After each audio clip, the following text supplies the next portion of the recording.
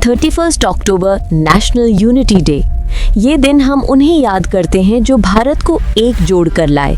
उनका नाम था सरदार वल्लभ भाई पटेल, एक वकील से नेता और नेता से भारत के शिल्पकार। उन्होंने 565 प्रिंसली स्टेट्स को जोड़कर भारत को एक बनाया। इसीलिए उन्हें आयरन मैन ऑफ इंडिया कहते हैं। लेकिन उनकी कहानी सिर्फ इंटीग्रेशन तक सीमित नहीं, उनकी जिंदगी देशभक्ति, संगठन शक्ति और मजबूत नेतृत्व का जीता जागता सबूत है। वल्लभ भाई पटेल का जन्म 31 अक्टूबर 1875 को गुजरात के नाडियाड में हुआ। शुरू में वो एक सफल वकील थे और लोग उन्हें आयरन फ्रेम लॉयर कहते थे क्योंकि वो कोर्ट में मजबूत और निश्चित फैसले लेते थे। उनकी जिंदगी का मोड़ 1918 में आया जब महात्मा गांधी ने उन्हें खेड़ा सत्याग्रह का नेतृत्व दिया। खेड़ा के किसानों पर ब्रिटिश ने लगान माफ करने से इनकार किया था। पटेल ने गांधी जी के साथ मिलकर पेजेंट्स के लिए आंदोलन चलाया और उनकी जीत हुई। यहाँ से उनकी जिंदगी कानून से राष्ट्रवाद की तरफ बदल गई। सरदार पटेल हर बड़े आंदोलन का एक मजबूत हिस्सा बने। 1920 नॉन कोऑपरेशन मूवमेंट। पटेल ने अपना वकालत का करियर छोड़कर गांधी जी के साथ जुड़ने का फैसला किया। उन्होंने गुजरात में ब्रिटिश के खिलाफ प्रचार और बॉयकॉट मूवमेंट्स को सफलता से चलाया।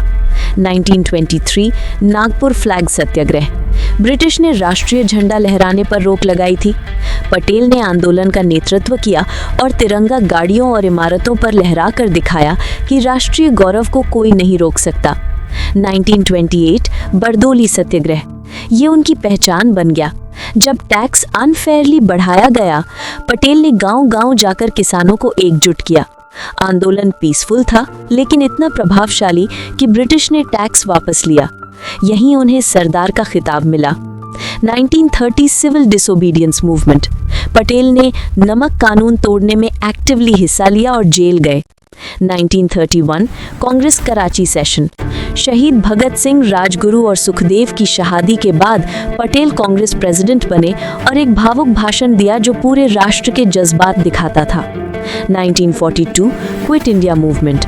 जब गांधी जी ने अंग्रेजों भारत छोड़ो का नारा दिया, पटेल को फिर से गिरफ्तार किया गया। उनकी लीडरशिप ने लोगों में हिम्मत बनाए रखी, चाहे जेल बार्स ही क्यों ना हो। 15 अगस्त 1947 भारत आज़ाद हुआ। लेकिन ये आज़ादी आधी थी क्योंकि 565 प्रिंसली स्टेट्स के पास ऑप्शन था, इंडिया ज्वाइन करना, पाकिस्तान ज्वाइन करना या इंडिपेंडेंट रहना। अगर स्टेट्स ने अलग अलग फैसले लिए होते तो भारत बिखर जाता। इस मुश्किल को हल करना था सरदार पटेल का सबसे बड़ा काम। पटेल ने स्टेट्स डिपार्टमेंट बनाया, वीपी मेनन को अपना सेक्रेटरी बनाया और दोनों ने मिलकर एक स्ट्रैटेजी तैयार की। जूनागढ़। नवाब ने पाकिस्तान ज्वाइन करना चाहा पर लोग इंडिया के साथ थे।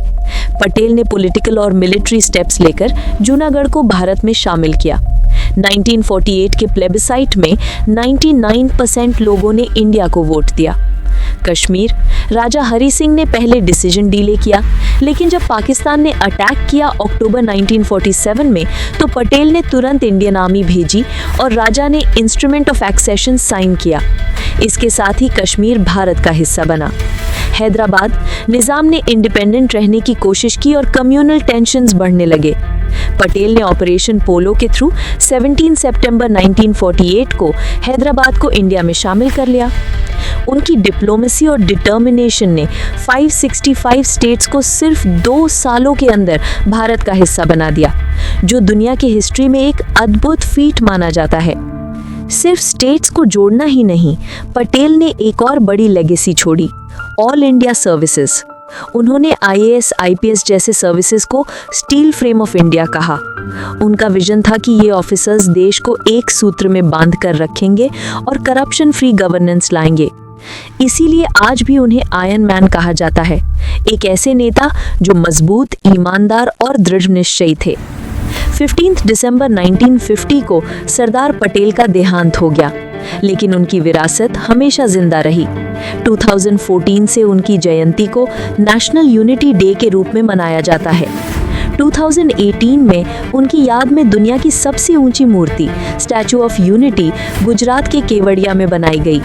182 मीटर ऊंची ये मूर्ति उनके संगठन और एकता के विजन का प्रतीक है। सरदार वल्लभ भाई पटेल सिर्फ एक नेता नहीं थे, बल्कि एक शिल्पकार थे, जिसने भारत के टुकड़ों को जोड़कर एक बनाया। उनका जीवन हमें एकता, हिम्मत और ईमानदारी की ताकत सिखाता है। आज अगर हम एक मजबूत और एकजुट भारत देखते हैं, तो उसकी बुनियाद पटेल जी ने रखी थी।